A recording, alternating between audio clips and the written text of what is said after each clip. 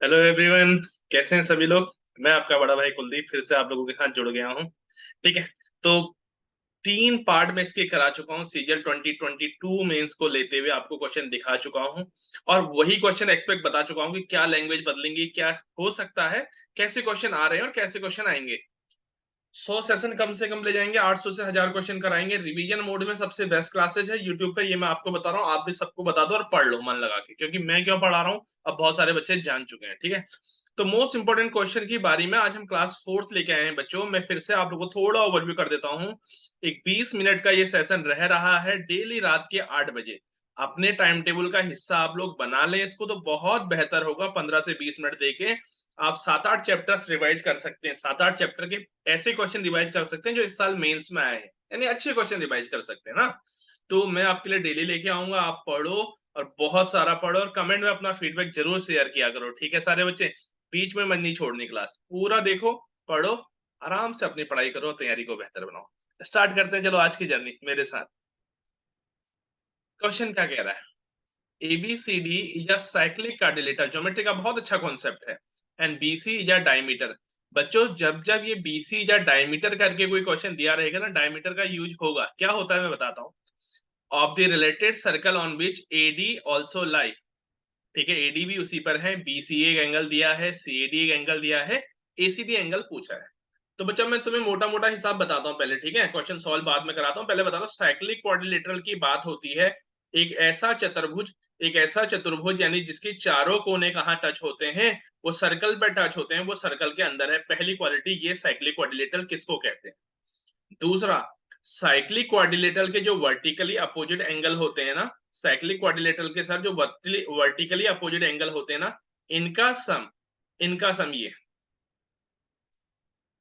ठीक है, इनका सम हमेशा क्या होता है आप लोगों का, 180।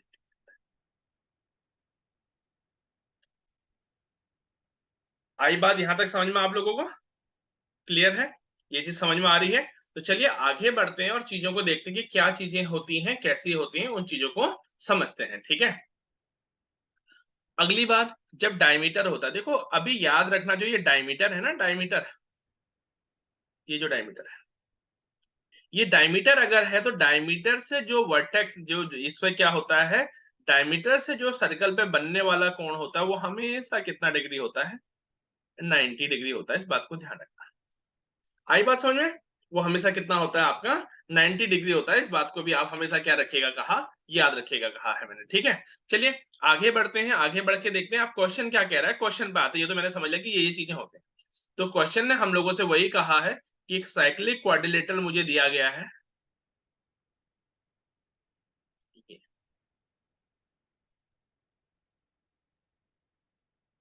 ठीक है, जिसमें से मैंने थोड़ा नीचे बन गया है मुझसे, लेकिन बीसी आप क्या कहोगे सर, डायमीटर है, यानी जो बीसी आपके अपोजिट वर्टेक्स पे कोण बनाएगी, वो क्या बनाएंगे, आपके 90 डिग्री बनाएंगे। ठीक है ना।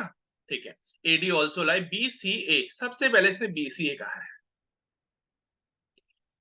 इसको इसने कहा है कितना मेरे बच्चों, इसको इसने कहा है 19 डिग्री। अब मुझे मेरे प्यारे बच्चों एक बात बता दो, ये 19 डिग्री है, ये तो 90 डिग्री होगा ना, क्योंकि बीसी ने बनाया है। ठीक हो गया, इतनी बात आप लोगों को समझ में आ गई है। आगे बढ़ते हैं, क्या कह रहा है। आगे बढ़ते हुए देखते हैं अब क्या कह रहा है।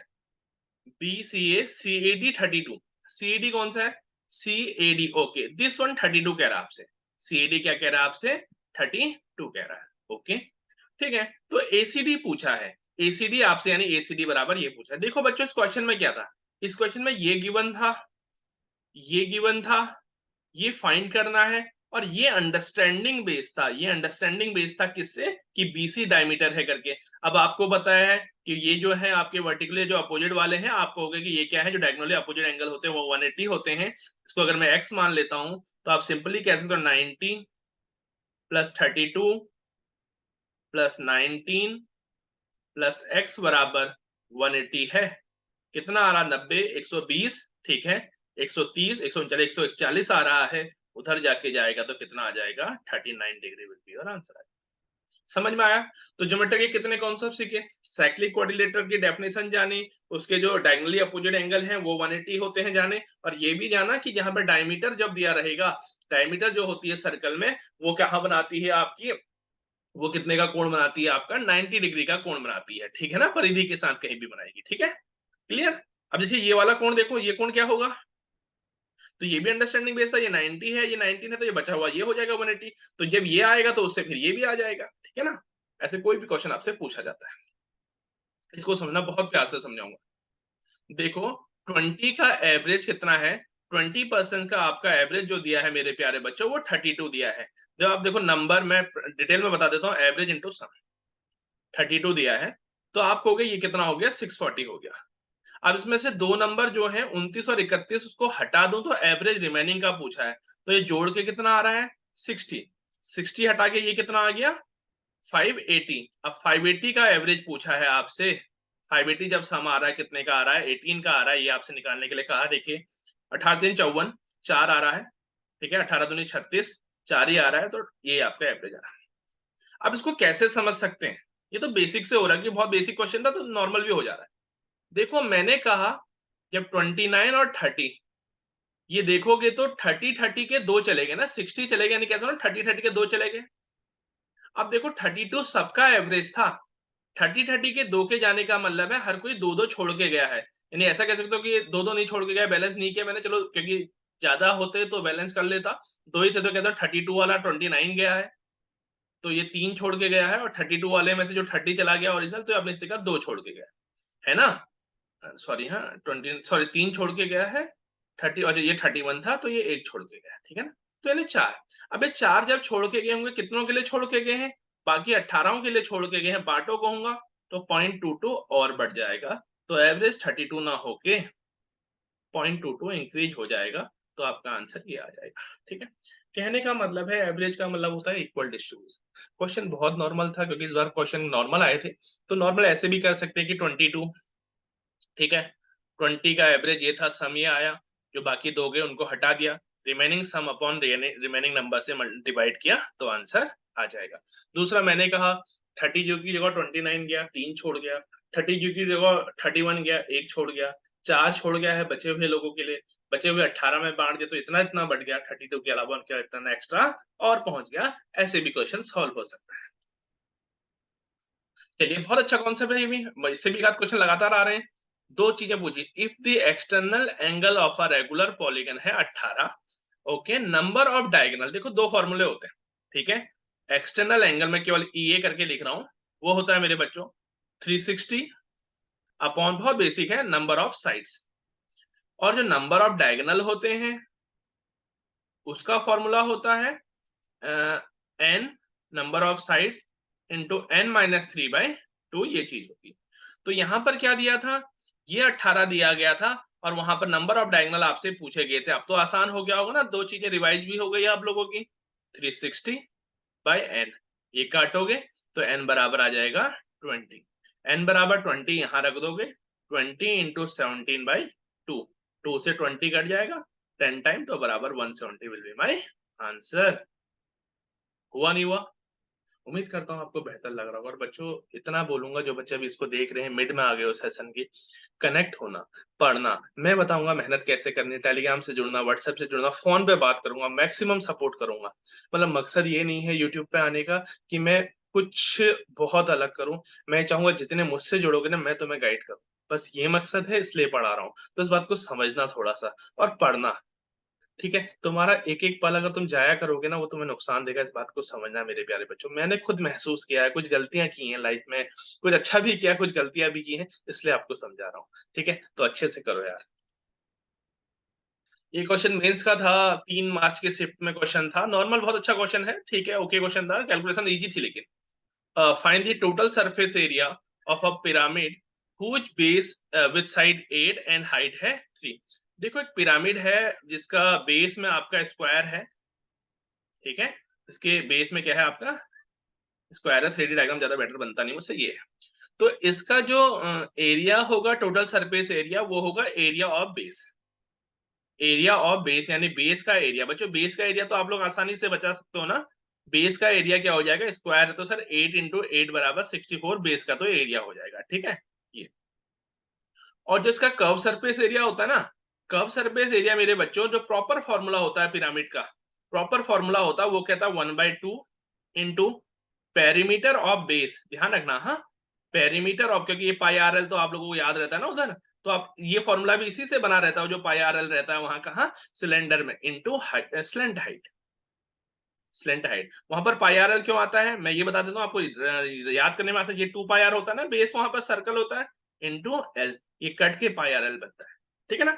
तो यहाँ पर पेरीमीटर ऑफ बेस, अब आपको sir half into perimeter of base कितना आ जाएगा मेरा, 8 इंटू 4, 8 इंटू 4 आ जाएगा ना, बेस में आपका क्या है, स्क्वायर है, इंटू एल, यानी स्लेंट हाइट कहां से आएगी इसकी, तो स्लेंट हाइट कैसे आएगी मेरे प्यारे बच्चों, अब ये देखना स्लेंट हाइट कैसे आएगी, इस वाले डायग्राम में ये देखो, ये हो जाएगा आपका 4, और ये हाइट थी आप लोगों की कितनी, 3, तो स्लेंट हाइट ये निकालनी है आप लोगों को, ये 90 डिग्री का एंगल बनाता, देखो पाइथागोरस प्रमेय लग रही है, 3 का स्क्वायर 4 का स्क्वायर बराबर इसका स्क्वायर का अंडर रूट करोगे तो ये 5 आएगा, तो यानी ये यहाँ पर क्या आ गया आप लोगों का, स्लेंट हाइट क्या आ गई, 5 आ गई, तो ये कितना आ गया, 4, 16, 80, ये भी आ गया, ठीक है।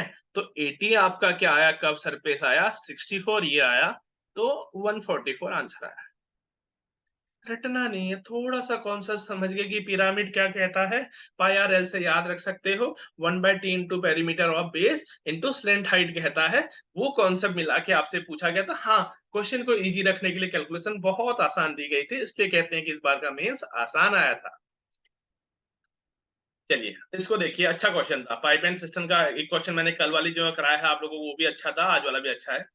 2 इनलेट पाइप है, 32 और 28 में भर सकते हैं आवर्स में, दोनों को अल्टरनेट 1-1 घंटे के लिए खोला जाता है, in how much time nearest पूछा है कि वो टैंक को फिल कर देंगे, और स्टार्ट कर रहा है भरने का ए, तो 32, 20, अब देखो ना, मुझे इसका एलसीएम नहीं पता है, लेकिन मेरे माइंड में क्या है समझना, 8 इंटू 4, 7 इंटू 4, यानी 8 इंटू 4, तो 4 तो यहां से आ ही जाएगा, 7 से मल्टीप्लाई कर दो, तो मैं केवल 32 को 7 से मल्टीप्लाई कर रहा हूँ, 7 2 जा 14, 7 3 जा 21 और 22, यानी 2 2 4 विल बी एलसीएम, ठीक है, ऐसे निकालते हैं, आपने सीखा होगा, ठीक है। तो यहाँ पर कितना आ जाएगा, 32 से 7 बार जाएगा, हाँ 210 और 14, और ये 28 से 8 बार जाएगा।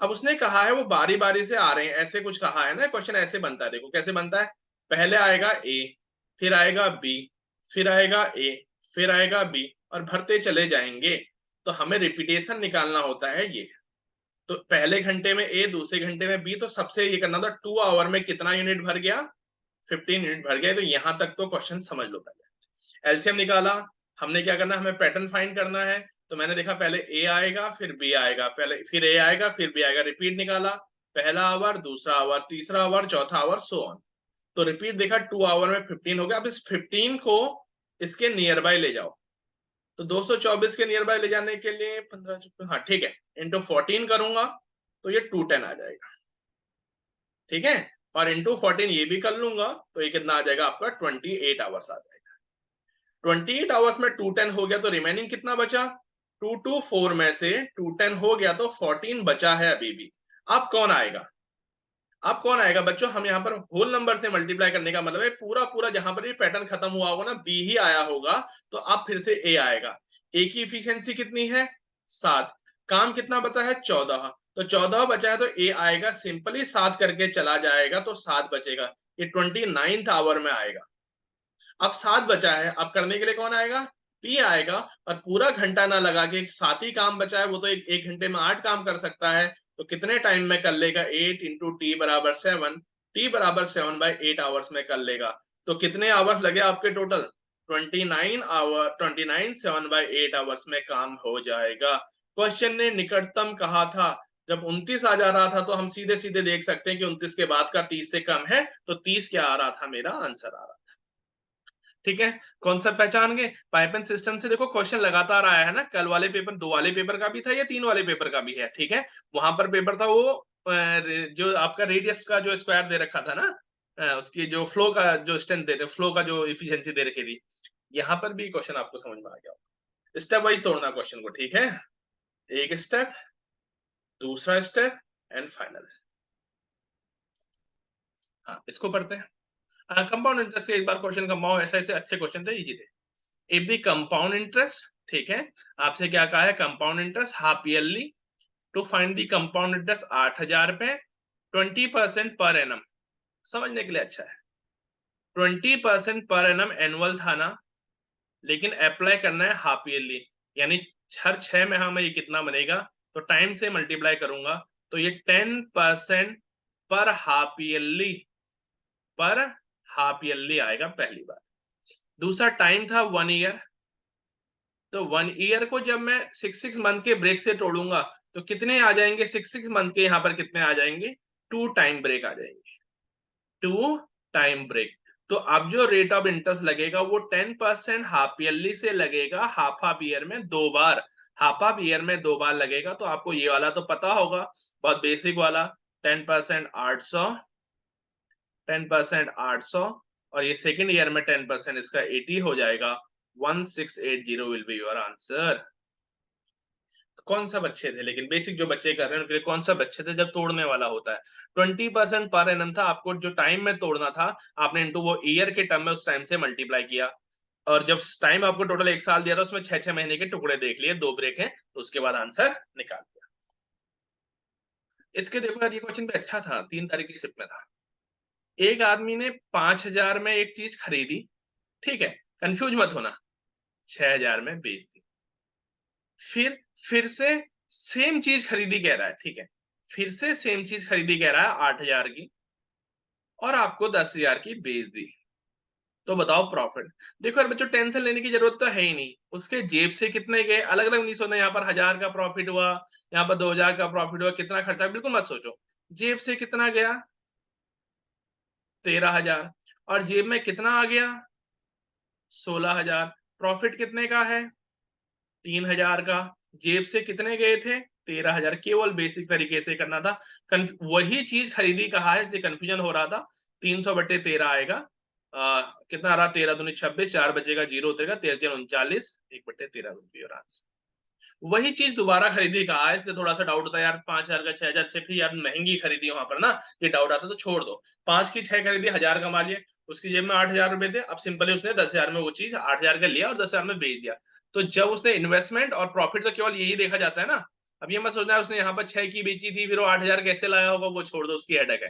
कुल मिला के उसने यहाँ पर 1,000 कमा लिए हैं, हाँ, ठीक है, और कुल मिला के यहाँ पर उसने 2,000 कमा लिए हैं, ऐसा सोचते तो सिंपली देख लो खर्चा कितना था और कितना कमाया। ये 2,000 मत सोचना क्रॉस वाला ज्यादा, ठीक है। ट्रिग्नोमेट्री का अच्छा क्वेश्चन था। ट्रिग्नोमेट्री का एक क्वेश्चन कैसा था, कल वाले से मैं डाला नहीं था बेटा, जो आइडेंटिटी होती है ना 3, एक क्वेश्चन तो ये था आपका, निम्न में से गलत बताओ, sine square theta plus cos square theta बराबर 1, sec square theta minus tan square theta बराबर 1, cosec square theta minus cot square theta बराबर 1, sec square theta plus cos square theta बराबर 1। Find which one is wrong कहा था, ये भी identity थी, ये भी आइडेंटिटी थी, ये भी आइडेंटिटी थी, यही गलत था, तो ये आपका आंसर था। बहुत आसान क्वेश्चन था, एक ट्रिग्नोमेट्री का ये। हाँ, ऐसे आसान क्वेश्चन मैं अपने इस उसमें नहीं डाला करूंगा, हाँ आपको साइड साइड में एक्सप्लेन कर दिया करूंगा, ठीक है। अब ये क्वेश्चन था, sign A sine B minus cos A cos B, अगर मैं माइनस साइन कॉमन ले लेता हूं, तो ये ऐसा हो सकता है कुछ, cos A cos B minus sign A sine B, ऐसा हो सकता है। तो ये जो फॉर्मूला बनता है, ये फॉर्मूला बनता है कॉस ए प्लस बी, और ए प्लस बी की वैल्यू क्या है आपकी, कॉस 25 प्लस 65। ये कॉस ए प्लस बी यानी कॉस 90 बन रहा था, ठीक है, इसकी वैल्यू क्या होती है आपकी, क्लियर। फॉर्मूला बेस्ड क्वेश्चन था। देखो नीचे वाला मैंने क्वेश्चन, दो ट्रिग्नोमेट्री क्वेश्चन यहाँ पे बता दिया, वो आइडेंटिटी पर बेस्ड था, लेकिन केवल आइडेंटिटी देके पूछा गया था, बहुत ही बेकार क्वेश्चन, कोई स्टैंडर्ड नहीं था, साफ सी बात है। सिर्फ पेपर बहुत आसान भी आ रहा है, सिर्फ जीएस पे और इंग्लिश पे फोकस करना है, ठीक है। और ये क्वेश्चन फॉर्मूला बेस्ड था, अगर फॉर्मूला बताए तब भी आराम से सॉल्व हो रहा था। क्वेश्चन देखो यार, क्वेश्चन देखते ही ना घबरा गए हो, स्क्रीन भर गई। कितने लोग घबराए तो एक बार कमेंट में बताना, ठीक है।